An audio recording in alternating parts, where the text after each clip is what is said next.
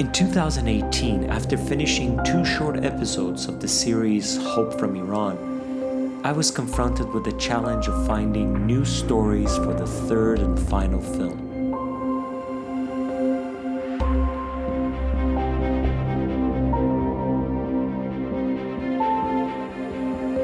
Both characters had to be from Iran, and their stories have to have some sort of connection.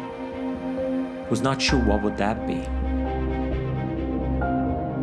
When I first called Habib Zargarpur for a conversation about the film, he immediately agreed to be part of the project. I'm gonna videotape this. Since he is a special effects wizard and worked with the likes of George Lucas and Steven Spielberg, and on top of everything else has 2 Oscar nominations, I had to come up with a parallel story that was as interesting and challenging at the same time. That's when I met Dr. Adrian Ashraghi from the University of Miami. Really never thought these 2 random stories would have anything in common apart from them being 2 Iranian Baha'is who left the country right after the revolution. Dr. Ashraghi is an accomplished surgeon and runs a lab that does advanced studies on cochlear implants for people who are deaf. Medical science and technology are advancing.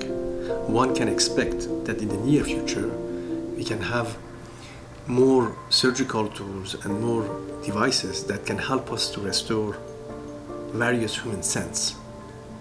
Cochlear implant and the surgery of this device allows for the first time to restore one of the human sense, the sense of hearing.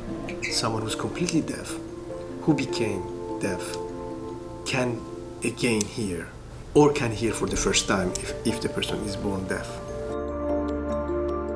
For people with disabilities, getting one of their senses back is a dream come true. For small children, it's a whole new world of opportunities.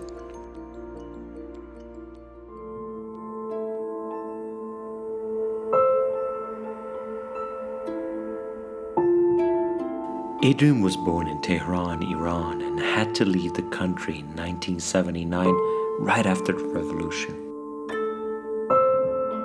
His school was closed, and because his family was Baha'i, it became clear that he would not be free to continue his studies inside the country. While Adrian left Iran to go to Paris, Habib made his way to southern France more or less during the same period of time. Most definitely, both left the country fearing religious persecution. I was born in Iran, and my parents were Baha'is, and I grew up in many countries. That first time when I moved out was difficult. That was the first time I had to cut ties with my friends. After that, it got easier, and then I started really appreciating seeing more of the world. So at a young age, I found out, actually when I was 13, I remember, I wanted to be a product designer. I felt like I could be technical as well as artistic at the same time, but the systems are very built towards putting you in one box or the other, and I always had to struggle against that, and it was difficult to say, I'm an artist, but I can also be an engineer, and I always looked up to Leonardo da Vinci as an idol, but the system makes it difficult for you to do both. I found out about Art Center College of Design while I was going to UBC in engineering program. So I applied to Art Center and then got a thick letter back. Through that school, I was able to meet instructors that were teaching us about design for film. That got me super interested in doing that kind of design because you had the freedom of making it science fiction, or depending on the project, you could really use your imagination. That became my entry into the visual effects world, and then subsequently worked on IMAX for 2 years on IMAX films in LA, and then I got accepted to Industrial Light and Magic, George Lucas's company that he'd built to do Star Wars. And so that was my next huge break. The masks we wear. The first project I worked on was The Mask with Jim Carrey. I was responsible for all the shots where he pulls the mask off his face or the mask gets snapped back on his face. I worked on some of those. A couple of the Milo dog shots with the mask. And it had to have this green gas come off when the mask would go on or come off. And that involved particle effects. That became my specialty.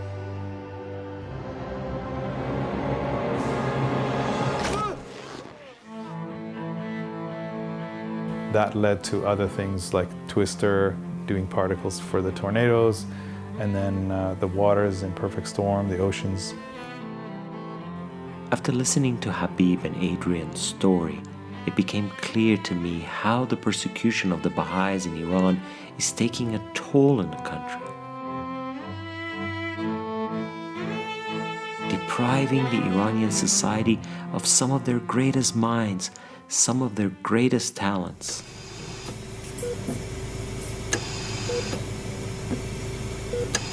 So once we look at the time I was doing my medical school and now, so much progress happened.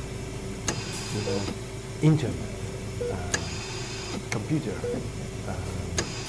teaching over Skype. Medical student doesn't go anymore every day to the classroom like before. We are going to new generation that the access to knowledge is so easy to everyone. They already have access to all of the books, all of the publication through the internet the night before. The science is open to everyone. We need to have within our scientific and technological tools some spiritual or some ethical guidance to use them appropriately to the benefit of patients. As a physician, as a surgeon, there is no room for mediocrity. You have always to have this quality of compassion. People usually say, oh, this person is blind, and they have pity for him or they are sorry for him. But when somebody is deaf, they joke about him. That shows how challenging it is to be deaf. What makes us as a human being is our communication.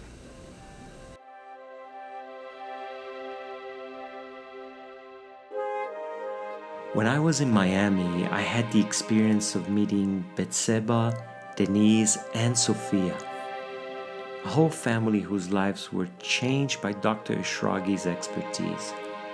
A mother and a daughter who were completely deaf had the chance to hear for the first time after their surgery. Hello, give me 5. Hello. When we first came here, I came with her, who was having surgery. And actually, Dr. Shiragi, he said, why she's not in the program. So he waited for us to be registered and get all the documentation, and I really appreciate it. I tell a story everywhere. Thank you. Thank you. Your friends? Yes.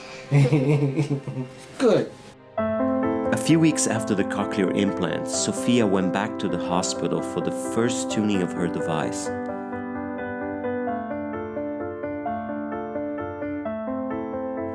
Once back home, a magical moment unfolds for the child and the family.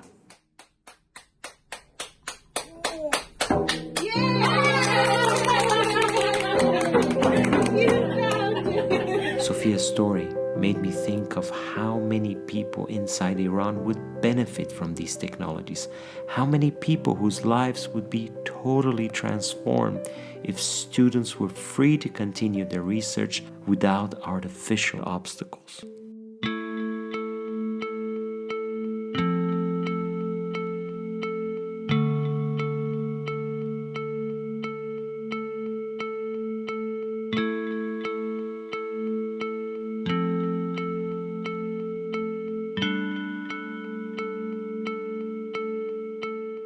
We built different virtual cameras that could basically track the camera position.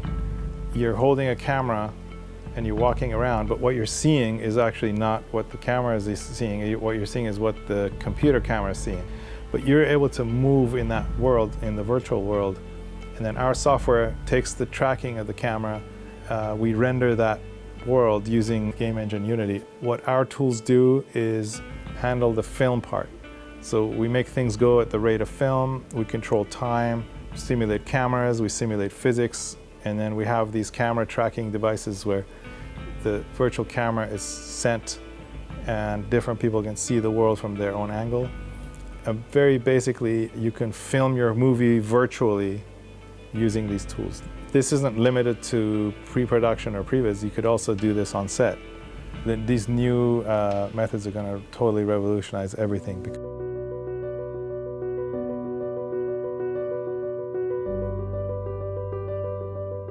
Spoiler alert, Rachel comes back. Very iconic from the original Blade Runner. The shape of the lips, the sharpness of the corners here, shape of the eyebrows and the distance here. These are all very subtle things. It's really difficult to create a digital human, and especially one to match someone that you know the likeness of. You know, she was very striking in that movie and very memorable. And we were confident we would be able to recreate her, but then we found out they were going to actually show the original footage right before. So then we were terrified.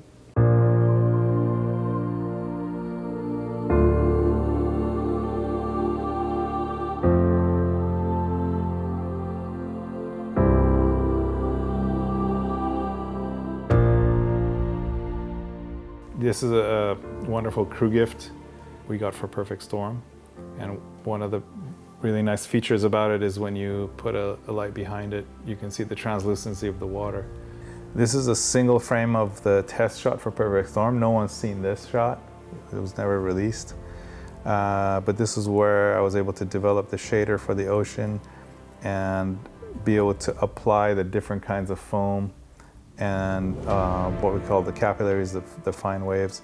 And all of these colors that you can see is what we observed on real references of stormy seas, of what color the ocean was and what color the sky and the fog and haze went.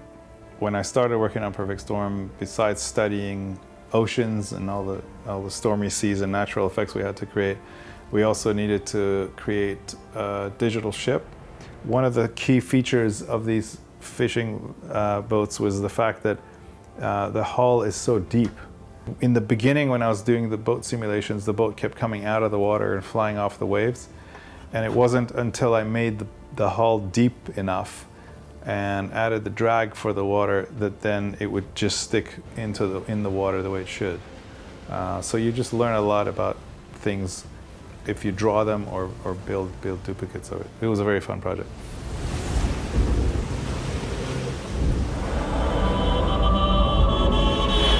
One of the shots in Twister, you got the barn and then the scale of this tornado with all the debris. We had a lot of reference for Twister, so we knew what to match, or we knew what the people were expecting. We didn't use any blue screen in the entire film. It was all either hand rotoed and hand masked and hand tracking the cameras, all by hand. There was no match move software back then to track cameras automatically. Sometimes the fences would be practical, where they would be ejected. John Fraser's team, Practical Effects, they would have these things rigged, and other times we would have digital ones. It all had to be blended together. Star Wars Episode 1, all the motion of the pods and how they move and how they crash was all something we set up using simulation. This is Sebulba pod crashing into the dune, and then the engine coming apart, and we had to develop systems for every piece being simulated. This is actually going 800 miles an hour in the software. It's interesting how life works that way. You just go through experiences and not realizing where it might lead you, but then when you get there, then it all makes sense, that all the pieces were kind of leading you to someplace. As we were shooting Dr. Shragi's story in Miami, I mentioned that Habib Zagarpour would be part of the film too. For a moment, Adrian was quiet before he said, "I knew Habib. We were friends back in Iran. I met him for a walk right before we left Tehran." At that moment, I realized these two stories were not random at all. Not intentionally, I had put together two long-lost friends in one film without knowing anything about that story. The next step was to organize a reunion for them. A Skype call after 41 years of no contact whatsoever. Hi, Abid. Hello. Hi, how are you doing? 42 years. You know, you're actually, I'm still recognizing your features, which is awesome. Just before I left Iran, right? Yeah, that was 42 years ago. I think it was probably 2 days before you left, because we walked together, I remember.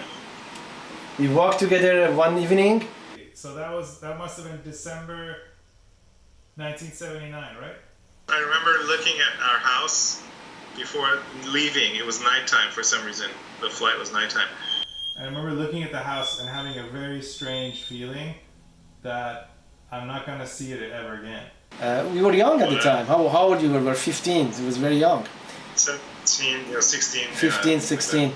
It was just felt like it was a big time of chaos, lots of things going on. And then, of course, after I left, there was a lot of Baha'is that were captured, thrown in jail. So my own uncle was, suffered for many years, and then, it was difficult times, and it kind of accelerated really quickly. So I think we were lucky to be able to start somewhere else, but at the same time, all those who stayed were very steadfast and had to deal with a lot of consequence. So I always wonder how my life would be different if I was still there. It's really odd.